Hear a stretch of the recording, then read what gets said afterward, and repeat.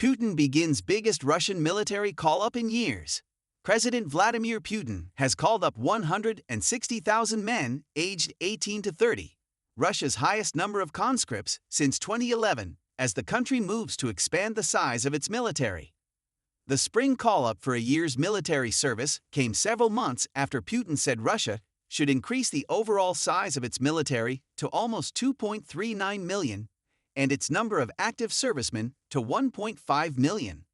That is a rise of 180,000 over the coming 3 years. Vice Adm Vladimir Tsimlyansky said the new conscripts would not be sent to fight in Ukraine for what Russia calls its special military operation. However, there have been reports of conscripts being killed in fighting in Russia's border regions, and they were sent to fight in Ukraine in the early months of the full-scale war. The current draft, which takes place between April and July, comes despite U.S. attempts to forge a ceasefire in the war. There was no let-up in the violence on Tuesday, with Ukraine saying that a Russian attack on a power facility in the southern city of Kherson had left 45,000 people without electricity. Although Russia has turned down a full U.S.-brokered ceasefire with Ukraine, it says it did agree to stop attacking Ukraine's energy facilities. In an apparent attempt to deny Moscow had broken the terms of that deal, Russian officials said they had told Putin that Ukrainian drones had carried out attacks with little sign of a break. Russia calls up conscripts in the spring and autumn, but the latest draft of 160,000 young men is 10,000 higher than the same period in 2024. Since the start of last year, the pool of young men available for the draft has been increased by raising the maximum age from 27 to 30. As well as call-up notices delivered by post, Russia's young men will be receiving notifications on the state services website Gosislugi. In Moscow, there were reports that call-ups had already been sent out on 1 April via the mos.ru city website.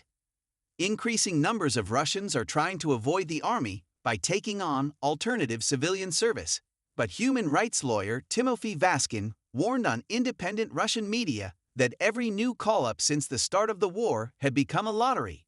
Authorities are coming up with new forms of refilling the army. Quite apart from its twice-yearly draft, Russia has also called up large numbers of men as contract soldiers and recruited thousands of soldiers from North Korea. Moscow has had to respond to extensive losses in Ukraine, with more than 100,000 verified by the BBC and Media Zona as soldiers killed in Ukraine. The true number could be more than double. Putin has scaled up the size of the military 3 times since he ordered troops to capture Ukraine in February 2022. Russia's defense ministry linked the December 2023 increase in the size of the military to growing threats from both the war in Ukraine and the ongoing expansion of NATO.